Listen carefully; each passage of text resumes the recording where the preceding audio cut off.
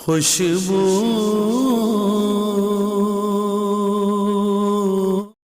بسم اللہ الرحمن الرحیم، الصلاۃ والسلام علیک یا رسول اللہ وعلی آلک واصحابک یا حبیب اللہ۔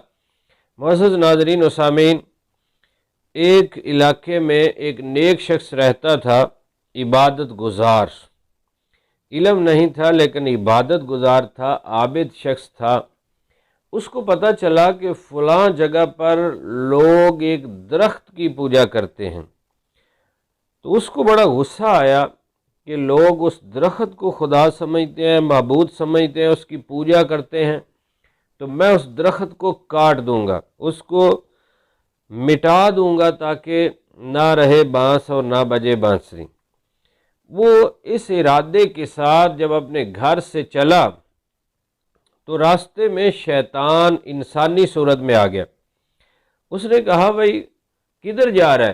کہنے لگا میں درخت کو کاٹ دوں گا، لوگ اس کی پوجا کرتے ہیں، وہ شرک کر رہے ہیں، تو اللہ کے علاوہ کسی چیز کی پوجا کر رہے ہیں، تو میں اس کو مٹا دوں گا، کاٹ دوں گا۔ تو شیطان نے کہا کہ تو کوئی نبی تھوڑی ہے کہ تجھے تبلیغ کا حکم ہوا ہے، یہ نبیوں کا کام ہے، تو چلا جا۔ اس نے اس طرح وسوسے دلانے کی کوشش کی، لیکن اس عابد شخص نے کہا کہ نہیں، میں ضرور کاٹوں گا۔ تو شیطان نے کہا کہ پھر میں تجھے نہیں کاٹنے دوں گا۔ ان کی ہاتھا پائی ہوئی کشتی ہو گئی، تو اس نیک بندے نے شیطان کو زیر کر لیا، شکست دے دی، اس کو نیچے رکھ لیا۔ شیطان نے ہاتھ باندھے کہ چھوڑ دے، کاٹ لا۔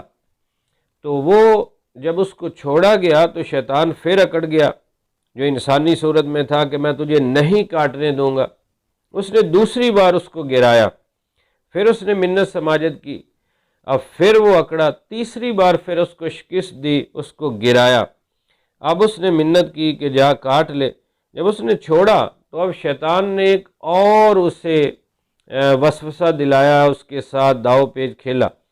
شیطان نے کہا کہ تو غریب بندہ ہے، تو مزدوری بھی کرتا ہے، پھر عبادت بھی کرتا ہے، کچھ وقت تیرا مزدوری کمانے کھانے میں گزرتا ہے اور پھر تو عبادت کے لیے تھوڑا وقت رہ جاتا ہے، تو ایسا کر جب تو سو کر اٹھے گا تو تیرے سرہانے 2 دینار پڑے ہوں گے، سونے کے 2 سکے اشرفی۔ اب تو خوشحالی کے ساتھ زندگی گزار، تجھے کام کرنے کی ضرورت نہیں، کمانے کی ضرورت نہیں، تو 2 دینار پکڑنا اور اپنا کھا پی موج کر۔ جو درخت پوج رہے ہیں وہی جہنم میں جائیں گے، تیرا کیا جائے گا؟ وہ بندہ شیطان کے اس وسوسے کا شکار ہو گیا، شیطان کا داؤ پیج اس پہ چل گیا، کیونکہ پورا علم نہیں تھا، عبادت تو کرتا تھا، جذبہ تو تھا۔ اب وہ اس سے وعدہ کر کے واپس آ گیا۔ جب وہ سو کر اٹھا تو واقعی 2 دینار ملے، بڑا خوش ہوا، اس نے کہا سودا ٹھیک رہ گیا، جو پوچھتے ہیں جنت میں وہ جائیں گے، میرا کیا جاتا ہے؟ تو اب میں تو اپنی عبادت کروں گا اور مجھے کمانے کی ضرورت ہی نہیں ہوگی، مجھے 2 دینار 2 اشرفیاں مل جایا کریں گے، پہلے دن بھی ملے، دوسرے دن بھی ملے، تیسرے دن نہ ملے۔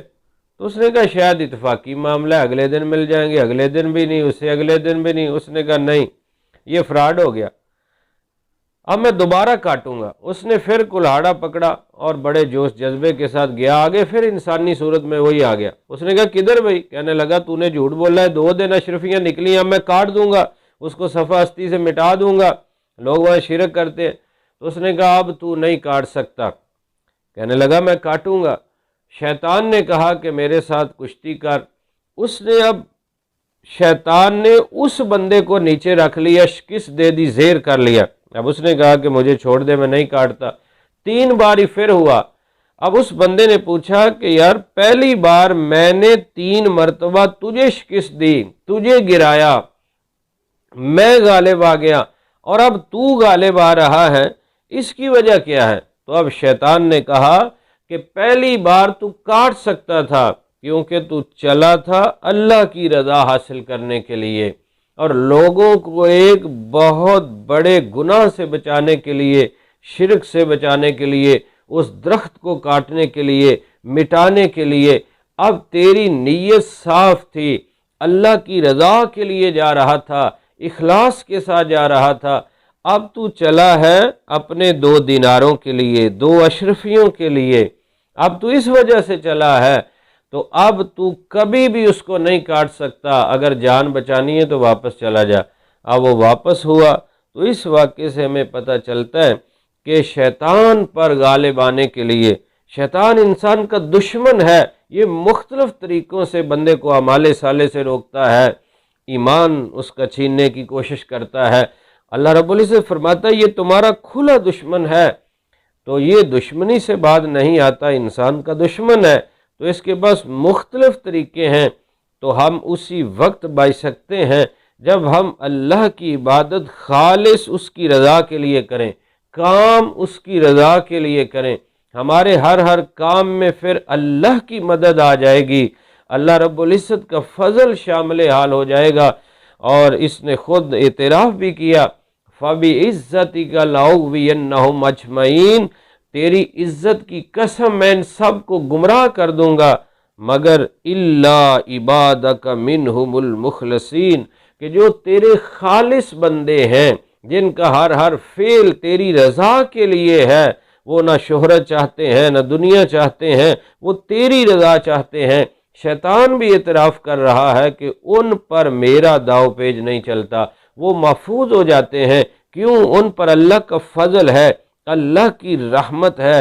تو ہمیں بھی چاہیے جتنا ہو سکے ہم اپنے کاموں کو اللہ کی رضا کے لیے اخلاص کے ساتھ اسی کی رضا حاصل کرنے کے لیے کریں، انشاءاللہ پھر اللہ رب العزت ہمیں نفس اور شیطان پر غلبہ عطا فرما دے گا اور نیکی کرنے کا ہمیں جذبہ عطا فرما دے گا، برائی سے بچنے کی توفیق دے دے گا۔ آمین بجاہ النبی الامین صلی اللہ علیہ وسلم۔